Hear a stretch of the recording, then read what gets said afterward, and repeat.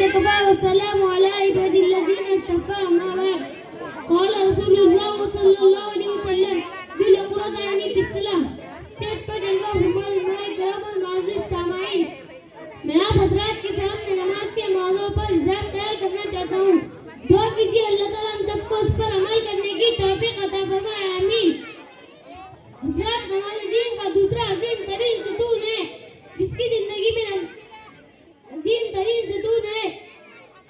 ایمان کے بعد سب سے پہلا رکعت نماز ہے۔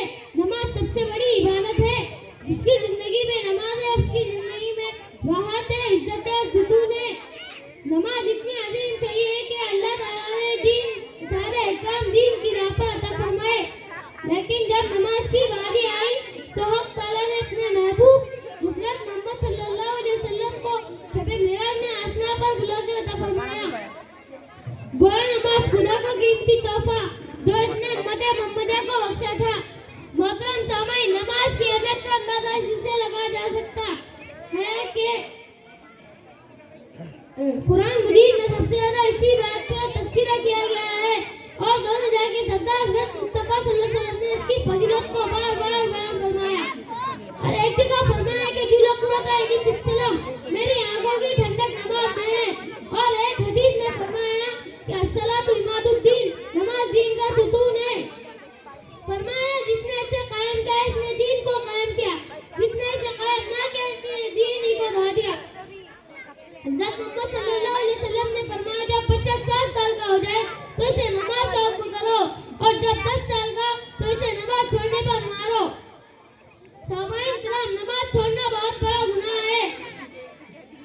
ایمان اور کفر کے بیچ درمیان کرنے والی چیز نماز ہے۔ فرمایا جو شخص جان بوجھ کر نماز چھوڑے اس نے کفر کیا۔ اس کا مطلب یہ بھی ہو سکتا ہے کہ اس کو موت کے وقت کلمہ نصیب نہ ہو اور کفر میں موت آ جائے، نعوذ باللہ۔ میرے بھائیوں، نماز جس طرح دنیا میں عزت کا ذریعہ بنا ہے اسی طرح آخرت میں اہل ایمان کی پہچان ہوگی۔ اہل ایمان کی پہچان ہوگی۔ نماز کے واسطے وضو کرنے والوں کو وہ حصہ جو وضو میں دھویا جاتا ہے ان پر نور چمک رہا ہوگا، جبکہ نفس و نفسی کا عالم ہوگا۔ نافرمانوں کو فرما برداروں سے الگ کرنے کے لیے سجدے کا حکم دیا جائے گا۔ سب کے سب سجدے میں چلے جائیں گے، مگر وہ لوگ نہیں جائیں گے جو نافرمان تھے، نماز نہیں پڑھتے تھے۔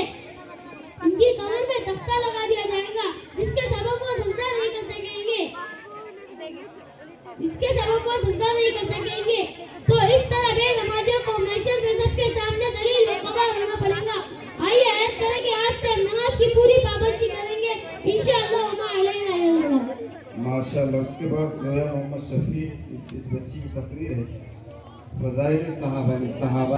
بسم اللہ الرحمن الرحیم، نحمد و نصلی علی رسولہ الکریم، اما بعد۔ محترم صدر جلسہ اور معزز سامعین، السلام علیکم ورحمۃ اللہ وبرکاتہ۔ میں آپ حضرات کے سامنے صحابہ اکرام رضی اللہ عنہم کے فضائل ایمان پر تقریر پیش کرنا چاہتی ہوں۔ محترم سامعین، صحابہ اکرام رضی اللہ عنہم اجمعین کی جماعت وہ جماعت ہے جنہوں نے سب سے پہلے ایمان قبول کیا، نبی کریم صلی اللہ علیہ وسلم کو دیکھا، آپ کی ہر مصیبت و پریشانی میں آپ کے ساتھ رہے، اپنا تن من دھن سب ان کا قربان کر دیا، اسلام کی سربلندی اور کلمات کو بلند کرنے کے لیے اپنے جان کی بازی لگا دی، ہم تک دین پہنچایا۔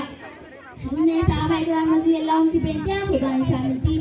یہ وہ صحابہ جو حضور صلی اللہ علیہ وسلم کی ایک ایک سنت کے لیے ہر وقت مر مٹنے کے لیے تیار ہوتے تھے، جنہوں نے حضور صلی اللہ علیہ وسلم کی سیرت اپنی زندگی میں اتاری، ایک ایک سنت پر عمل کیا، جن کا سونا جاگنا اٹھنا بیٹھنا خوشی و غم سب کچھ قرآن جس کے ذاتی میں ڈلا ہوا تھا۔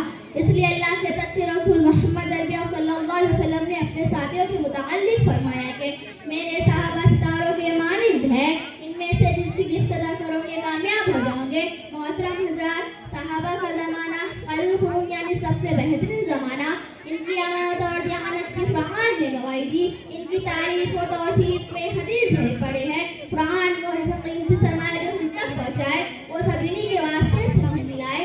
اللہ تعالیٰ ہم سب کو صحابہ اکرام رضی اللہ عنہم اجمعین کے طریقے پہ چلنے کی توفیق عطا فرمائے، آمین۔ میں اپنی تقریر شعر پر ختم کرتی ہوں۔ اسلام کی عظمت کے تارے ہیں صحابہ، اسلام کی عظمت کے تارے ہیں صحابہ، اگر چاند محمد تو ستارے ہیں صحابہ، ہم اس شوق سے کہتے ہیں ہمارے ہیں صحابہ، ہم اس شوق سے کہتے ہیں ہمارے تو اللہ ہمیں اپنے جان سے بھی پیارے رکھا بابا ماشاء اللہ. ماشاء اللہ. اس کے بعد ختیجہ